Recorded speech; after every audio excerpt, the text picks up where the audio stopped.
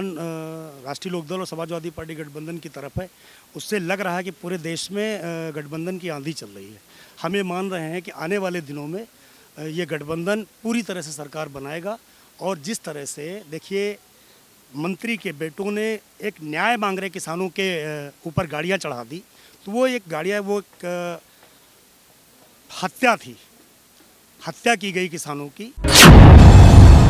Samajwadi party की जहाँ तक बात है, डॉक्टर लोहिया ने कहा था कि लोकतंत्र चलता है लोकलाज से, और वर्तमान सरकार की लोकलाज खत्म हो गई है।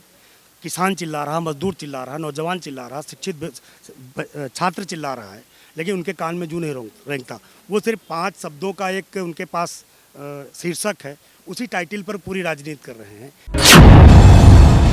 आज जिस तरह से पूरे जनता में उबाल है और जनता जिस तरह से हर्ष के साथ, जितने उत्साह के साथ समाजवादी पार्टी के साथ रैलियों की भीड़ आप देख रहे हैं, जिस तरह से, इससे हम समझते हैं 6 की 6 सीटें समाजवादी पार्टी गठबंधन जीतेगा। और हम समझते हैं आने वाले दिनों में अपने नौजवान साथियों को और किसानों को, छात्रों को पूरा न्याय दिलाने का काम गठबंधन की सरकार करेगी। नमस्कार, स्वागत है आपका एक बार फिर से आपके अपने खास कार्यक्रम विजन यूपी में। हम इस समय उन्नाव में मौजूद हैं और हमारे साथ आज हमारे कार्यक्रम में जो मेहमान हैं सुभाष सिंह जी। मैं उनके विषय में आपको बता दूं कि आप वर्तमान में राष्ट्रीय लोकदल में नेता हैं, लेकिन कांग्रेस के पूर्व जिला अध्यक्ष हैं। सबसे पहला सवाल तो मैं आपसे यही जानना चाहता हूँ सुभाष जी की क्या वजह रही, चूँकि आप एक बड़ी पोस्ट में थे, जिला अध्यक्ष रहे, क्या वजह हुआ कि आपको पार्टी चेंज करनी? देखिए, हम संघर्ष की राजनीति में विश्वास करते हैं और जनता को न्याय दिलाने के लिए ज़मीन पर उतरकर आंदोलन करना चाहिए। एक राष्ट्रीय पार्टी शिखर से शून्य की तरफ जा रही थी और नेतृत्व इन सब चीज़ों का संज्ञान नहीं ले रहा था। कई बार वार्ता करने के बाद भी जब मुझे लगा कि ये लोग आंदोलन से अपने मेन मुद्दे से भटक रहे हैं, तो मैंने फिर किनारा करना उचित समझा। और जो किसानों की, नौजवानों की और बेरोज़गार होते प्रदेश की बात कर रहे थे, उनमें से हमने एक युवा चेहरा जयंत चौधरी जी, जिनके बाबा भी किसानों के बेदाग नेता थे और किसानों के मसीहा के रूप में जाने जाते थे, मुझे लगा कि किसानों का हित, जैसे किसानों पर इस उत्तर प्रदेश में जो अत्याचार हुए हैं वो किसी से छुपे नहीं। तो मैं किसान का बेटा हूं और किसान की राजनीति में आया, इसलिए मुझे राष्ट्रीय लोकदल समझ गया। किसान बहुत नाराज है वर्तमान सरकार से, चाहे वो प्रदेश की सरकार हो या केंद्र की सरकार हो, और इसका सीधा सीधा विधानसभा चुनाव में इसका असर भी देखा जा रहा है। आपको क्या लगता है कि इसका फर्क जो है आपकी पार्टी यानी कि राष्ट्रीय लोकदल को कुछ मिलने वाला है उसका फायदा? निसंदेह आप देख रहे हैं किसानों का जो रुझान राष्ट्रीय लोकदल और समाजवादी पार्टी गठबंधन की तरफ है, उससे लग रहा है कि पूरे देश में गठबंधन की आंधी चल रही है। हम ये मान रहे हैं कि आने वाले दिनों में ये गठबंधन पूरी तरह से सरकार बनाएगा। और जिस तरह से देखिए, मंत्री के बेटों ने एक न्याय मांग रहे किसानों के ऊपर गाड़ियाँ चढ़ा दी, तो वो एक हत्या थी, हत्या की गई किसानों की। चाहे वो यहाँ की बात हो, पहली बार हमने सुना किसी प्रधानमंत्री ने अपने ही कानून को लाकर बैक फुट पे आके घुटने टेक कर फिर कानून वापस लेना।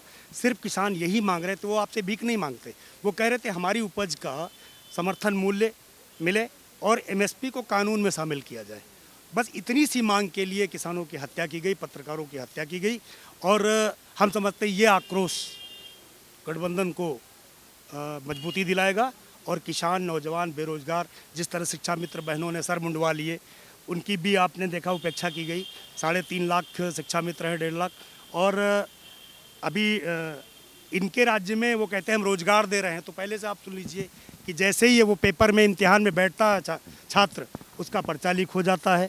एक व्यापारी व्यापार के सिलसिले में गोरखपुर जाता है तो होटल में ठहरता है, तो उसको वहाँ उसके सिपाही सरकार के पीट के मार देते हैं। एक सब्जी विक्रेता का बेटा बांगर मुंह में फैसल वहाँ खड़ा होता है तो उसको पुलिस उठा ले जाती है और पीट कर मार देती है। तो ये जो जघन्य कांड हो रहे हैं, इनसे पूरे प्रदेश की जनता त्रस्त है। हम समझते हैं कि ये आक्रोश भाजपा को ले डूबेगा और भाजपा का दम्भ खत्म। अच्छा, एक चीज़ मैं सुभाष जी आपसे जानना चाहता हूँ, चूँकि आपके पास राजनीतिक अनुभव भी बड़ा है और कांग्रेस पार्टी की स्थिति तो आपने स्वयं बताई दी है।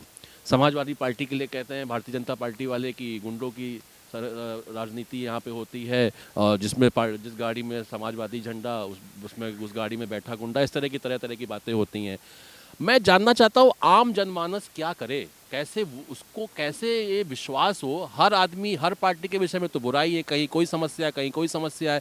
एक बड़ा नेता जिसको टिकट नहीं मिलता है, अगर उसको लास्ट टाइम में टिकट नहीं दिया गया तो वो तो एक पार्टी दूसरी पार्टी में पहुंच जाता है, लेकिन वो आम कार्यकर्ता, वो आम आदमी वहाँ वो कहाँ जाए, वो क्या करे? हम समझ रहे हैं कि समाजवादी पार्टी की जहाँ तक बात है, डॉक्टर लोहिया ने कहा था कि लोकतंत्र चलता है लोकलाज से, और वर्तमान सरकार की लोकलाज खत्म हो गई है।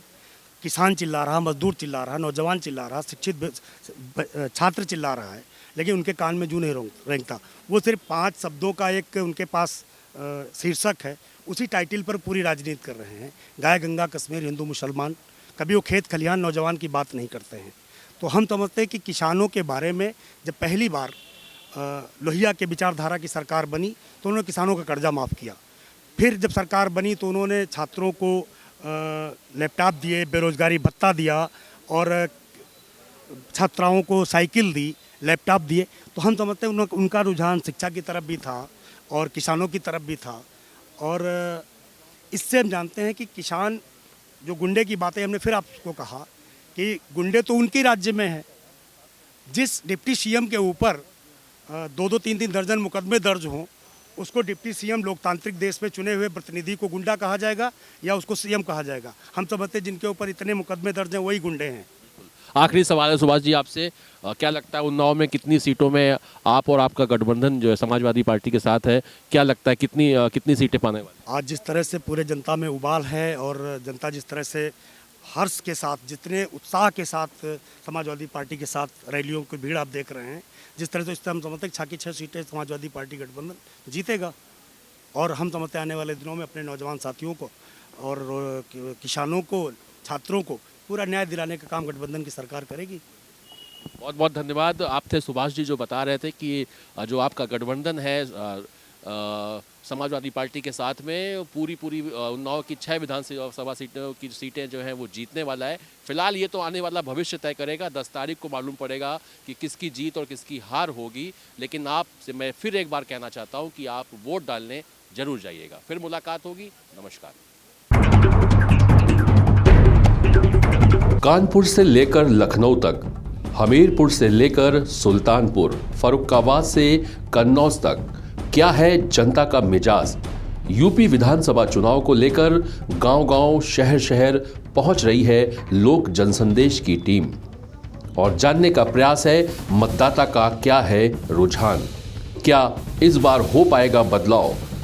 देखिए विजन यूपी में।